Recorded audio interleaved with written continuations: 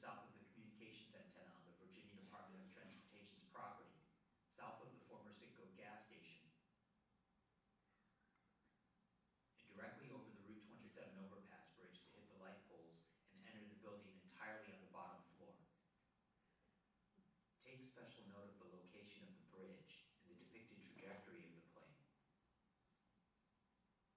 But don't forget, although the southern approach heading reported by the NTSB does match with what was reported by the 9/11 Commission, the final altitude reported was 699 feet above sea level, making the final descent and pull-up to hit the light poles and be low in level as shown in the Department of Defense 2006 released security video physically impossible.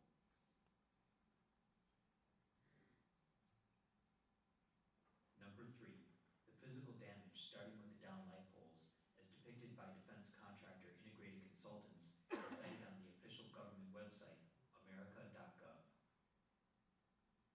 The plane has to fly directly over the bridge in this exact trajectory in order to hit the light poles.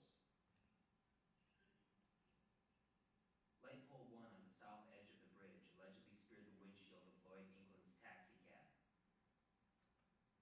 Light pole 2 on the north edge of the bridge was hidden on a steep hill in the bushes, completely unnoticeable to passing motorists. Light pole 3 was off to the side in the median of a cloverleaf exit ramp.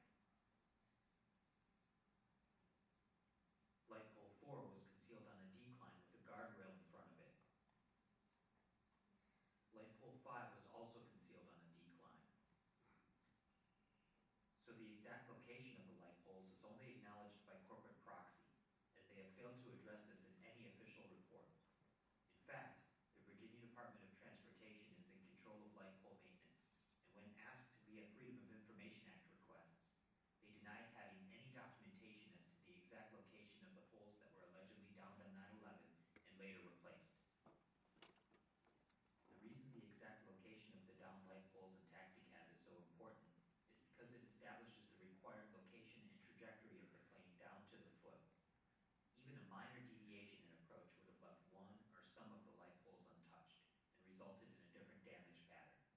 Despite a clear effort by the officials to not report on the light poles and keep the specific details ambiguous, their exact location has been independently established by the photographic evidence, as just demonstrated by defense contractor Integrated Consultants, and further demonstrated by this image taken before the attacks in May of 2000, showing pole numbers 1 and 2 intact on either side of the bridge. In this image from 9/11, both poles are downed. These 2 poles on the bridge in particular are the most important of the 5 because they were the furthest south, making it physically impossible for them to be downed by any type of aircraft at all approaching from the north side of the former Citgo, as reported by all of the known witnesses in this critical area who are either on the gas station's property or in a nearby position where they can see it.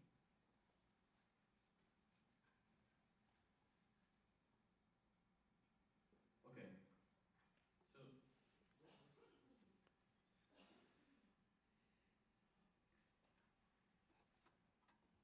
So the light poles are so key because anyone can see that a plane on the north side simply cannot hit them. This is a picture taken from a helicopter that illustrates this pretty well. Here's another image that we created, which is helpful because everything is drawn to scale, including the 757s that we've superimposed. In red, we've highlighted the required official flight path through the 5 light poles, ending up at the Pentagon right in the spot where the damage to the outer facade begins. In blue, we've shown the closest possible hypothetical north side path. The plane was basically just barely north of the gas station. And as you can see, even on this path, it still completely misses all 5 light poles. And as we denote, this path doesn't even take into account the significant right-hand bank described by some of the witnesses, as you can see in the orange drawings. With that bank, it misses even more drastically. So that's the story with the light pole, is very important. But then there's also the damage to the building itself, which was directional.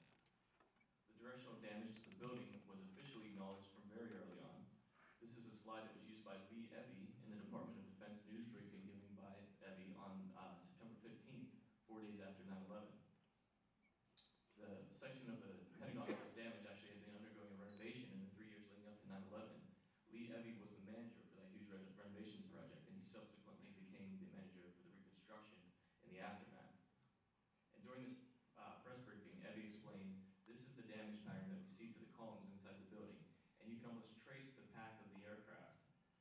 is why we believe it came in at an angle.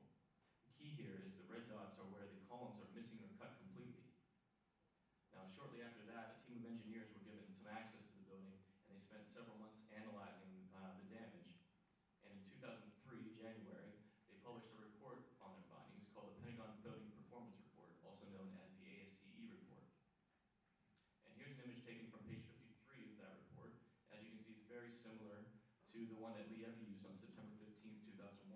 Once again, we see a distinctly directional path of red columns, beginning with the damage to the outer facade of the building and ending with at the spot-marked hole in the wall in the ASCE image, which is just off camera here. But if you see that little red spot in the bottom right corner, there's a caption under that that says "hole in the wall." This is that hole in the wall. It's commonly referred to as the C-ring hole, since it was made in the wall of the C-ring of the Pentagon, right on the border of A&E Drive inside the Pentagon. The location of the C-ring hole is not only established by the ASCE, but also by photographic evidence.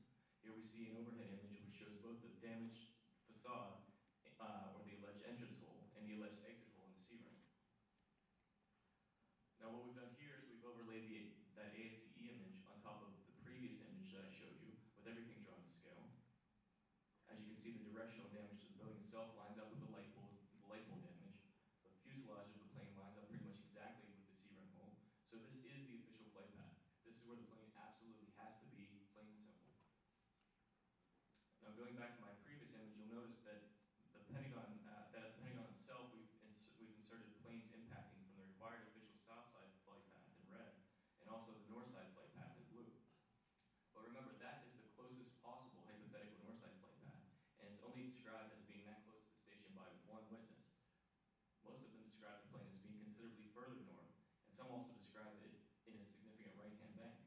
When this is taken into account, the plane reaches the building at an angle that is even closer to perpendicular and even more blatantly incompatible with the damage to the building, which I see is getting cut off a little bit here, but okay, we're getting some of it cut off, but you can maybe see some of it. On the left here, we have a plane hitting from the official south side flight path. It lines up with all 5 light poles, with the C-ring hole. It basically all lines up. In the middle, we have the plane hitting from the closest hypothetical north side flight path. And you can see it's incompatible with the damage from the ASCE report. It completely misses the C-ring hole. The fuselage would completely miss all red columns. The right wing would have to cause virtually no damage to the inside of the building, while the left wing would have to be a veritable wrecking ball, doing much more damage than even the fuselage. And this path is